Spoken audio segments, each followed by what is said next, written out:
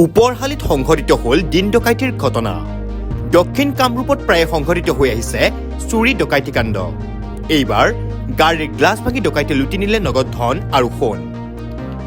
AS01BE 0202 নম্বৰৰ বাহনৰ glass ভাঙি চোৰে লুটিলে নগদ ধন আৰু প্ৰায় 20 গ্ৰাম সোণ। উৎপলানন্দ আচাৰ্য নামৰ এজন ব্যক্তিৰ সৈতে সংঘটিত হয় উক্ত ঘটনা। সন্তানক বিদ্যালয়লৈ থব আহি 17 নং ৰাষ্ট্ৰীয় ঘাইপথত বাহনখন ৰখাই থৈ ওপৰহালি বজাৰলৈ বজাৰ কৰিবলৈ যোৱা সময়তে সংঘটিত হয় এই ডকাইতিৰ ঘটনা। ঘটনাস্থলীত বিজয়নগৰ আৰক্ষী উপস্থিত হৈ তদন্ত অব্যাহত ৰাখিছে যদিও কাৰায়ত্ব কৰিব পৰা নাই চোৰ।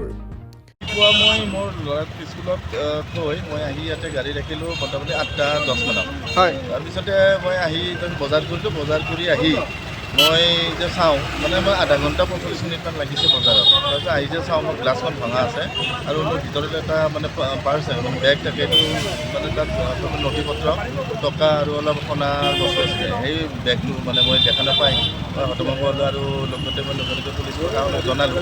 ইতিমধ্যে পুলিচে ইনকুৱাৰী কৰিছেই। মোৰ লগ বন্ধুখিনিক মই মাতি দিলোঁ।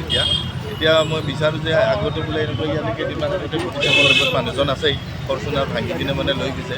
মই প্ৰশাসনক মানে এইটোৱে মানে অনুৰোধ কৰিম যাতে অতি সোনকালে ইয়াৰ সমাধান কৰি দিয়ে আৰু বহুতো এনেকুৱা ঘটনা ঘটি আছে এইখিনি জেগাতে, আৰু যাতে কাৰো জীৱনত এনেকুৱা ধৰণৰ নহয়। এতিয়া আমি যিমান দামী গাড়ীয়ে নহওক যিয়ে নহওক, এতিয়া আমি চেফটি বুলি আমি ধৰিব নোৱাৰি এই এলেকাটো।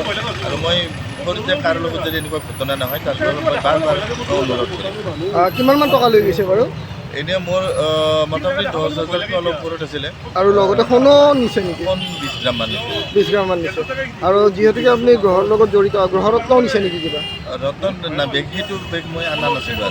হয় হয় হয়, ধন্যবাদ। পলাশবাৰীৰ পৰা Jitumoni Sharma report, news any 365। Stay informed, stay ahead. News Any 365.